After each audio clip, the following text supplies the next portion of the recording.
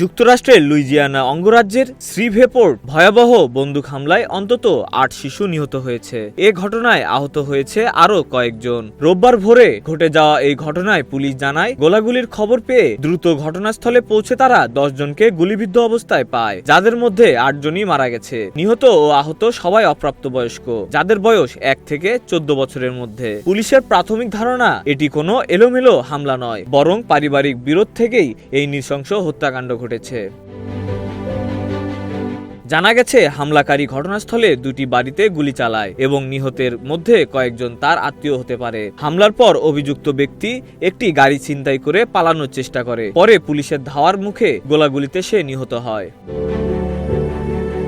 Police জানিয়েছে, হামলায় একমাত্র ওই ব্যক্তি জড়িত ছিল বলে তারা বিশ্বাস করছে। এই ঘটনার পর পুরো এলাকায় শোকের ছায়া নেমে এসেছে। ঘটনার প্রকৃত কারণ উদ্ঘাটনের তদন্ত চালিয়ে যাচ্ছে police. Desk report, news flash 71।